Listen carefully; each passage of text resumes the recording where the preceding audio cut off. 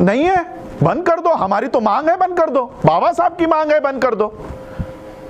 बाबा साहब ने कहा था 10 साल के लिए दिया है, 10 साल के बाद बंद कर दो। बाबा साहब ने 10 साल का पॉलिटिकल रिजर्वेशन कहा था। बाबा साहब ने कहा था ये जाने वाला, इसके पीछे मत लगो। क्यों सरकार इसको हर 10 साल के बाद बढ़ाती है? एक तरफ हमारा एजुकेशनल रिजर्वेशन बंद करवा रहे हो, एक तरफ हमारा सर्विस वाला रिजर्वेशन बंद करवा रहे हो, लेकिन पॉलिटिकल रिजर्वेशन बढ़ाते जा रहे हो। क्यों? क्योंकि सर्विस में रिजर्वेशन मिलने के बाद, एजुकेशन में रिजर्वेशन मिलने के बाद बाबा साहब के सिपाही पैदा होते हैं, बाबा साहब के विचारधारा वाले लोग तैयार होते हैं, लेकिन पॉलिटिकल रिजर्वेशन कंटिन्यू करने के बाद दलाल पैदा होते हैं। इसलिए इनको दलाल चाहिए, आपका सिपाही नहीं चाहिए। इसलिए पॉलिटिकल रिजर्वेशन हर 10 साल के बाद, अभी 6 महीने पहले इन्होंने कंटिन्यू किया है वापस 10 साल के लिए। वहां से आठवले निकलते हैं ना, वहां से पासवान निकलते हैं, वहां से उदित राज निकलते हैं। इसलिए वो चाहिए उनको।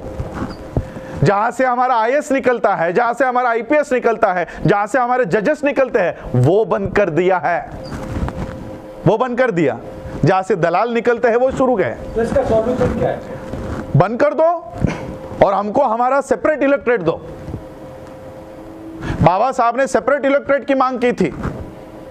आज एससी के सीटों पे कौन वोट डालते हैं? और जो हिंदू फेवर का हो, ब्राह्मण फेवर का हो, उसी को एससी का गधा चुनकर आ सकता है, लेकिन एक कर्तव्यगार व्यक्ति एससी की सीट से चुनकर नहीं आ सकता। कितनी एससी के सीट से मुझे बताओ कि बीएसपी जीतकर आई है?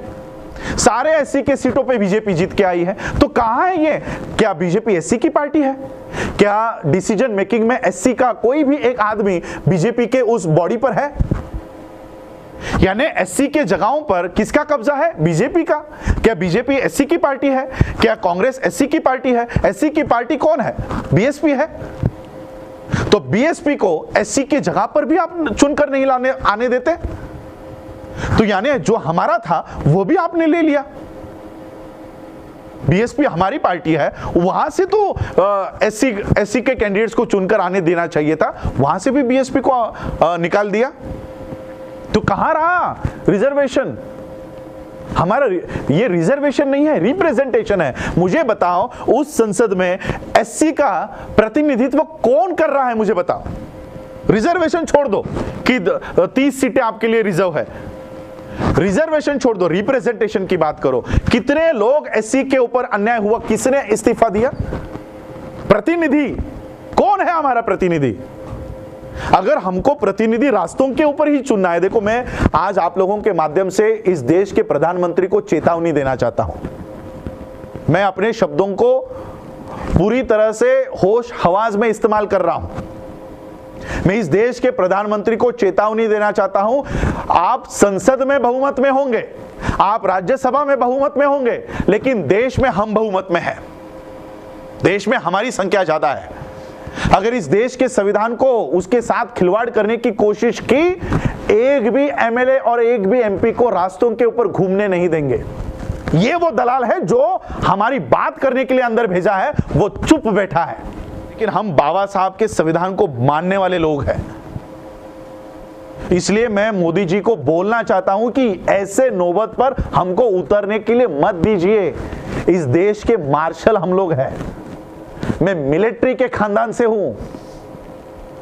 इस देश की सुरक्षा करने के लिए हमारे लोगों ने अपनी जान दे दी है। सोचो संविधान की सुरक्षा के लिए क्या कर सकते हैं। और इसलिए मैं आज आप लोगों के माध्यम से इनको बताना चाहता हूं।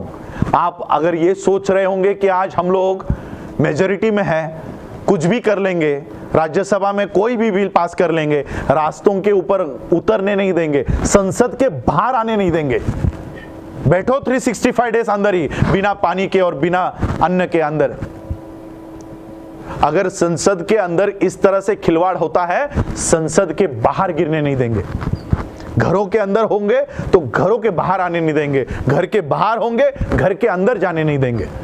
अगर देश का किसान, देश का छात्र, देश का मजदूर, देश का कर्मचारी ये बात अगर समझ ले, अलग अलग आंदोलन करके कोई नहीं होगा, कुछ नहीं होगा। किसानों का आंदोलन सिर्फ किसान लड़ रहे, क्या हो रहा है? क्यों इस देश का कर्मचारी किसानों के आंदोलन में नहीं जा रहा? क्यों देश का छात्र किसानों के आंदोलन में नहीं जा रहा? क्यों देश का किसान छात्रों के साथ खड़ा नहीं हो रहा? जब तक एक दूसरे के साथ खड़े नहीं होंगे, इस तरह का मोदी पैदा होता रहेगा। ये हमारे इनएफिशिएंसी का रिजल्ट है नरेंद्र मोदी।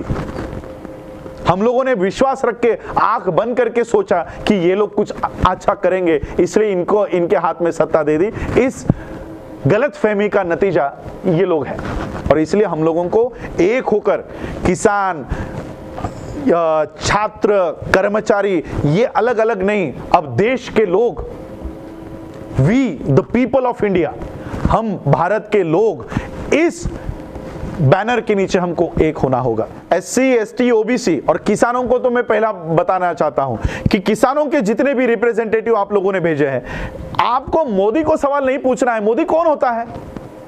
हमने उसको नहीं चुना है, हमने मोदी को चुना ही नहीं है। ये तो ईवीएम ने चुना हुआ आदमी है, बैठा हुआ है।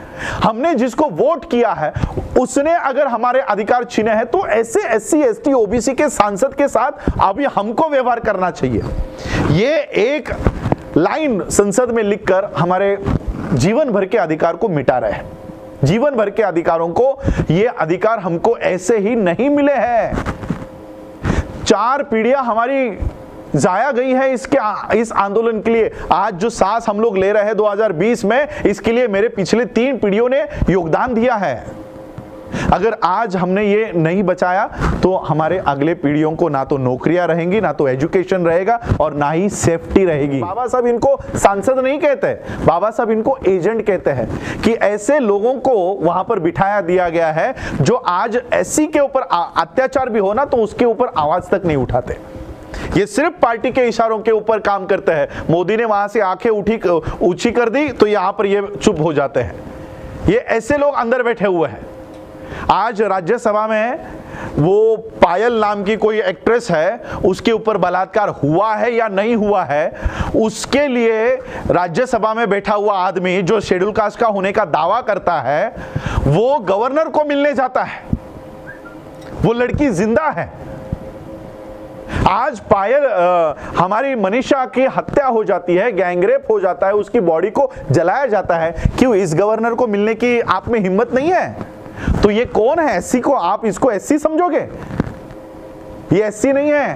तो ये की क्या जरूरत है? नहीं है, बंद कर दो। हमारी तो मांग है, बंद कर दो। बाबा साहब की मांग है, बंद कर दो। बाबा साहब ने कहा था 10 साल के लिए दिया है, 10 साल के बाद बंद कर दो।